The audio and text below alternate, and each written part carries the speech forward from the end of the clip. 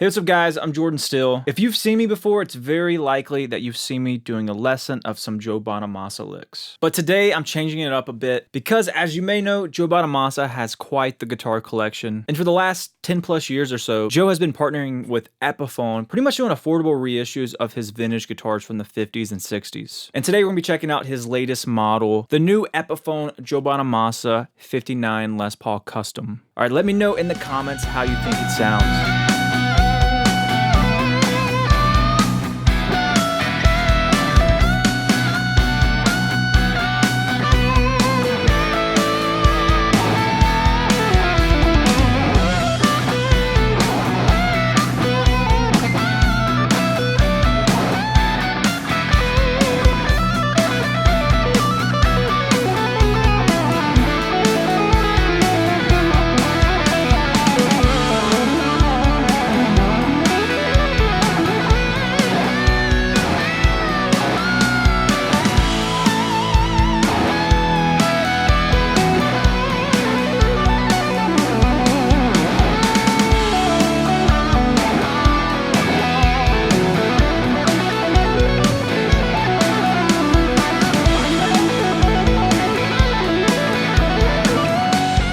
I've had this guitar for around 2 weeks now, and I've been playing it every single day. And as you can see, I have a 59 reissue custom shop and a Les Paul standard on the wall. But I've been grabbing this every day to kind of see how it plays, see how it feels. And today I want to share with you what I've noticed between going from custom shop or Gibson standard down to this Epiphone Joe Bonamassa custom. Before we dive into that, let's talk about some of the unique specs. Obviously, you can't look at this guitar and not see this Bigsby B70 on here. At the very least, it looks very cool. We'll test it out later, see how the tuning works. I haven't done anything to this guitar, by the way. I literally got out of the box, tuned it up, haven't touched it in the 2 weeks I've had it. And also what stands out and looks awesome are these Grover Imperial tuners. It really just sets this guitar apart. Another thing is the aged binding. So this is something that happens to all vintage guitars where the lacquer ages and kind of yellows over time. I don't know how they're doing it on Epiphone. I'm sure it's a different process than what they do with the Gibson custom shop, but that's why the binding is so yellowed out. And even on the headstock there, you can see that it's emulating what Joe's original custom would be looking like right now. Now, one thing that is clearly different that the original would be different is this binding on the front side of the binding would be white, and then on the side would be yellow, because they scraped the binding and it would be, it started off white no matter what. In the lacquer ages, not the binding. And so the top would be white and then this would be yellow. And that little detail's a little off. This guitar is under $1,000, $999, so they can't do the exact custom shop aging process. I'm happy to say it does have a real ebony fingerboard that looks awesome, feels great, sounds great, beautiful inlays. And it's got the Epiphone ProBucker custom pickups, which are pretty sweet. And I'm gonna be comparing these pickups a little bit later on to the custom buckers that are in my 59 reissue from the custom shop and the Seymour Duncan Bolinburst humbuckers that are in my Les Paul standard, because these are Epiphone's emulation basically of those pickups, of the PAF style pickup. One last thing before we dive into how it sounds and all that, I just like the knobs on this, and I like the fact that they added the thumb bleeders. I really enjoy that. It gives that vintage aesthetic, and I also like the feel, and it's cool to just look down and know exactly where you're at. I'm not a big fan of the Gibson speed knobs, and so these are the nice black top hat knobs, and I'm a really big fan of that 50 style custom with that. Oh, last thing, you can't see it, but they put a mahogany top. So there's no maple top like the normal standards have. So just like the original 50s that had a mahogany top, this is an all mahogany design as well. So that's a bit different. I almost forgot about that. So yeah, let's check it out. All right, right now what you're gonna be hearing is me going right into my MGL 50, which is basically a Marshall JMP 50 watt from the late 70s, early 80s. And it's set pretty clean right now.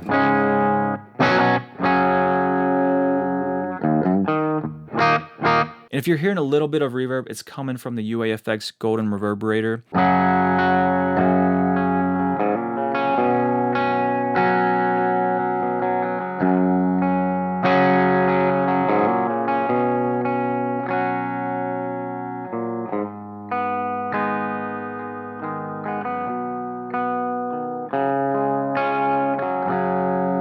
That's the bridge pickup. It sounds pretty good. I'm going to compare a little bit later to my other Gibsons. Let's go to the middle pickup position here.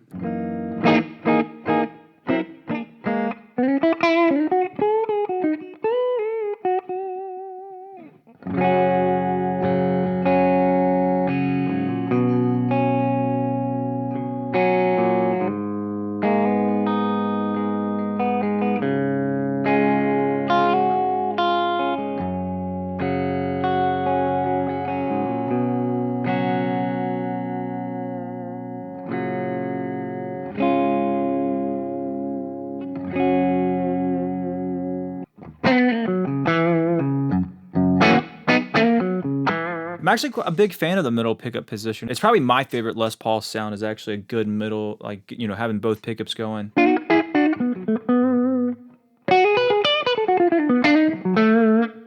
Add a little reverb from the RK5 Tech 21 Richie Kotzen pedal.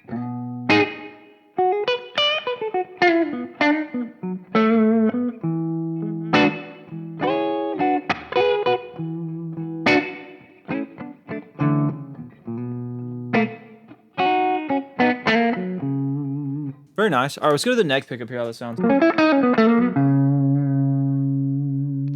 that reverb off.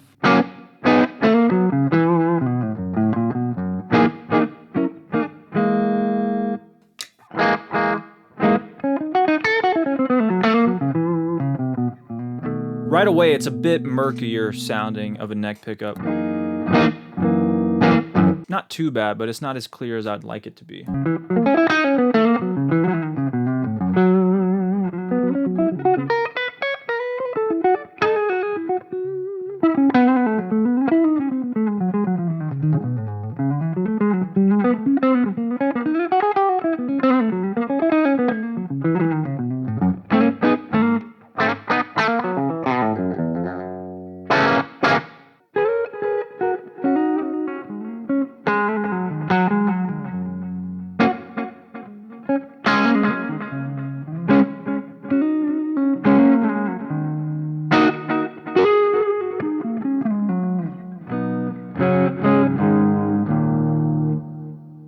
Honestly, not too bad. I'm not really a Bigsby user. It's cool that this guitar has one. And it's, you know, normal, mild use. It's staying in tune pretty well. I just added a delay right there from the Tech 21 Richie Kotzen pedal as well. Put a little boost from the RK5.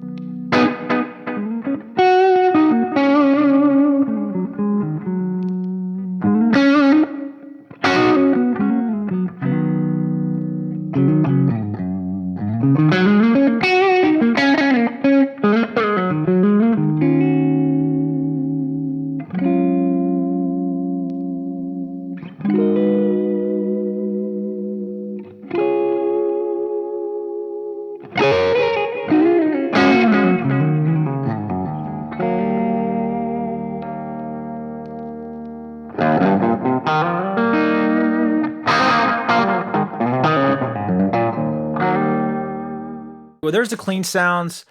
I can tell I already am definitely going to be changing these pickups in the near future. Let me know down below what you think I should put in this guitar. They're not bad, but I am spoiled. I'm used to the custom Buckers and the Bolenburst Seymour Duncan PAF pickups, and those are just, they sound incredible, and I'm super used to that sound, and so I want something similar for this guitar. These pickups are good for the money, but compared to those pickups, they're lacking quite a bit in my opinion. But you let me know down below what you think of these stock pickups. Totally forgot to bring this up about the kind of specs and what this comes with, and I'll do some B-roll, but it comes with a really, really nice hard shell case. I know this is random out of the blue. We were testing tones out, but I had to let you know that it comes with a really, really nice case, and it comes with almost like a custom shop certificate of authenticity. It's really, really cool. So yeah, for $9.99, you're getting a nice guitar with some really, really cool, unique specs, and also a really nice case. Now I'm going to add the OMG boost from the Tech 21 RK5. If you're not familiar with this pedal, I'm going to be doing a video going over it in the near future. It's really, really cool. I'm going to try that out, and then I'll turn that off and then just crank my amp up to what I normally do and kind of hear how it sounds in some different situations, test how the volume knobs work, because I always like doing that when I play Les Pauls. Now, all things considered, I think this guitar stays in tune pretty well, even when using the Bigsby kind of mildly. Like I said, I haven't done nothing to this guitar, so whenever I change strings on it, I will be putting some nut sauce, and I'm assuming the nut seems fine. It's a Graphtec nut. It seems to be holding tune pretty nicely, but I will be doing that when I change strings, and I think it's going to hold tune even better after I do that. All right, so here's the clean.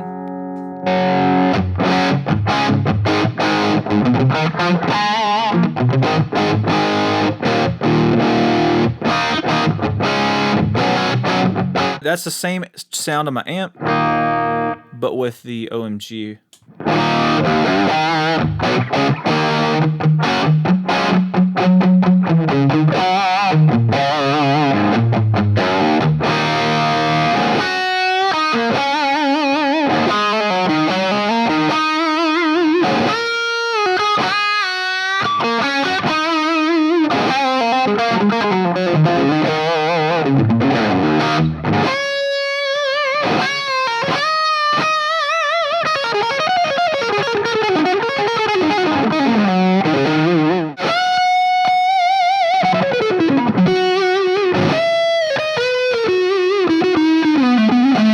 All right, so now we got quite a bit of gain going, so let's roll the volume knob down and see how it works on each pickup.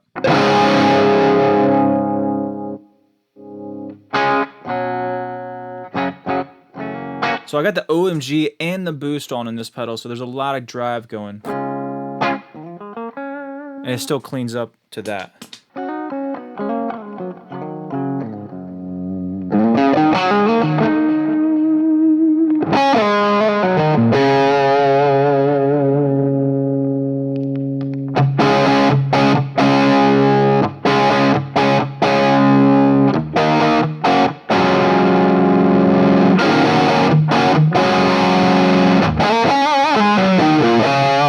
As you can tell, that cleans up very, very nice. Let's try the neck pickup here.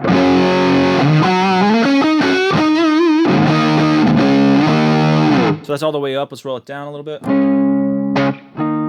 right, this is about as clean as it goes.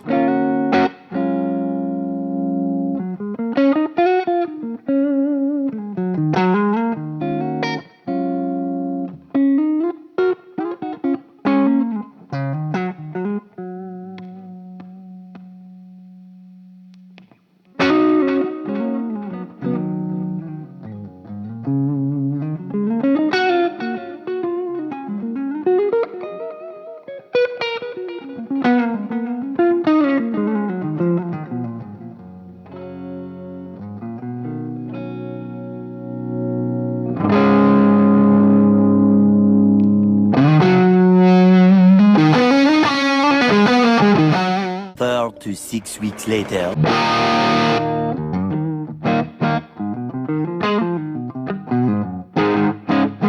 Okay, that's how it responds to pedals kind of cranked up with tons of distortion. It cleans up super, super well. Sustains like crazy. The biggest thing about this guitar I can tell is it sustains insanely well. If you want to do epic bends and just hold notes out while you're soloing, this guitar is the guitar for you. I'm a big fan of just plugging right into my MGL 50 and cranking up the pre-gain a bit. So that's what I'm gonna try out. We'll see how the guitar responds in that kind of scenario.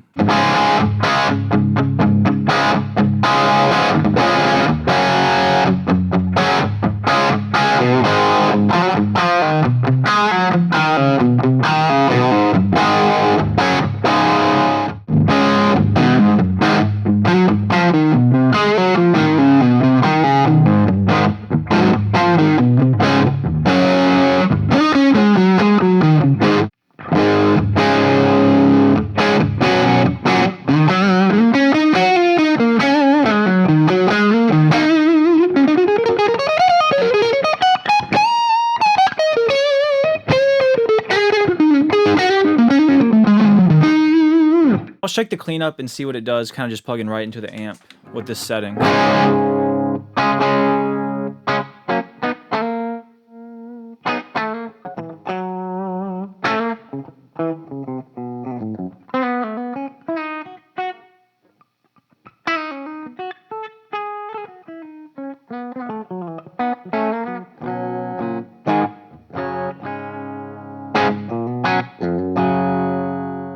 In my experience, Gibson pots and even Epiphone, they clean up and sound really, really nice. So before we get into the important stuff, my final thoughts, I want you to let me know down below what you think about this guitar. How does it sound? Are you interested in getting one? What are your thoughts overall about it? The following Thursday. All right, I'm back. It's another day. I was actually editing the original video and I forgot that I didn't do the comparison. So real quick, I'm going to run through. I'm going to play some rhythm parts on each guitar, change pickups, change volume knob, do some lead stuff. I'm running right into my amp, so just with the pre-gain kind of cranked up, but nothing else is going on.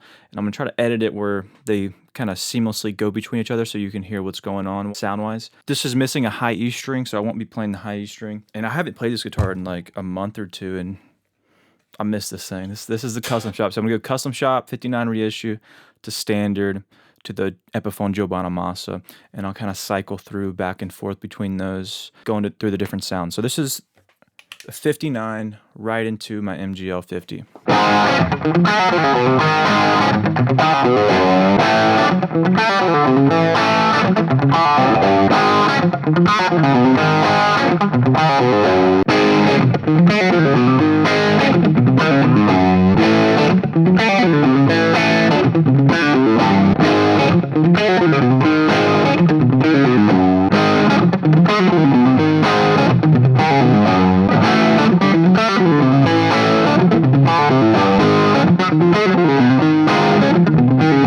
All right, now I'm going to clean it up a little bit, go to 5 on the volume pots and do the same thing. Also, keep in mind, I think my standard's tuned to standard tuning, and these are half step down, the Epiphone and the custom shop, so it might sound a little weird. I'm sorry about that.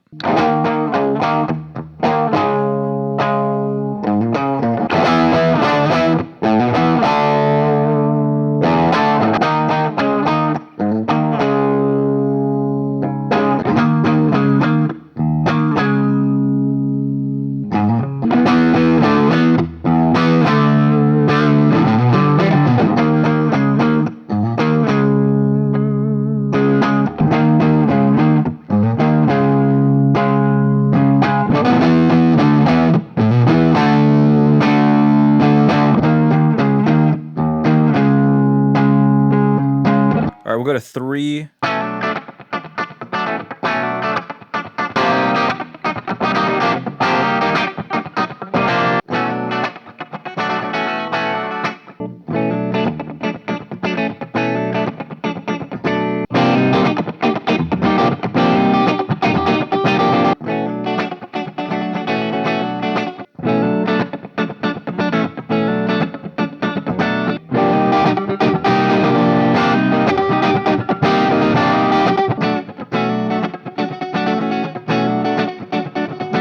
All right, I'm just gonna noodle with some lead ideas, changing different sounds.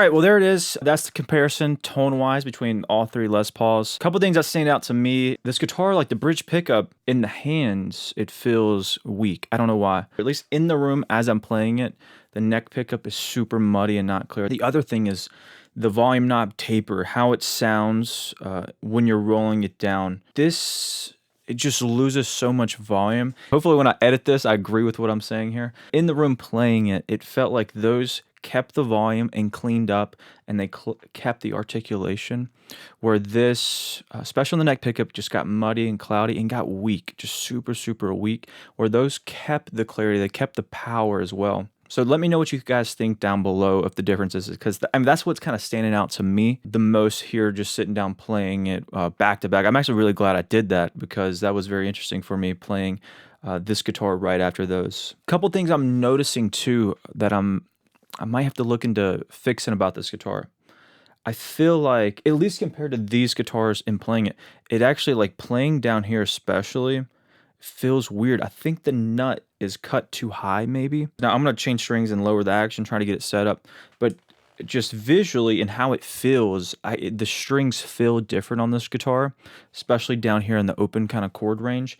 And I think it's because the nut is cut a bit higher than those guitars. It might change what I can do overall action-wise when I set it up. I'm not sure. We'll have to see in the future. I'm definitely changing these pickups out. Let me know what you think I should put in this guitar. But that's what I'm noticing. Let me know down below. I hope when I listen back and edit that I agree with what I'm saying. But in the room, that's what I noticed. I don't know how I'm going to edit this. I'm going to throw it back to the original video now. I hope you enjoyed this part of the video, and I'll see you in a second somewhere else maybe. Yesterday. The frets are very nice frets. The guitar came in looking absolutely gorgeous. It's really dirty right now. Hopefully before I do B-roll, I clean it up. I didn't talk about that yet. It plays really, really nice. Like I said, I haven't done anything to it. Once I change strings and get it set up, I'm going to set it up better for myself. But even just in its position right now, right out the box, it plays pretty well. The action's a little higher than I prefer, but I am kind of insane. I like super low action. But the frets are nice. They're super smooth. Bends and vibratos sound great. This guitar sustains insanely well. I think this guitar is awesome. I'm happy to have a custom Les Paul in my collection. Both my other ones back there are standard style. It just looks cool. This guitar looks awesome. I saw one review and he was talking about the Bigsby. Oh, is it all about the looks, the Bigsby and the tuner and the binding, you know, it being aged and all that. And I was like, at least in my mind, I'm like, of course it's about the looks. That's why you'd get this over just like a regular Epiphone custom. You know, you get this unique guitar with a Bigsby, these Imperial tuners, this aged binding on there. Like, of course, it's a lot about the looks, and this guitar looks incredible. I hope you enjoyed this video. I'll see you guys back very, very soon.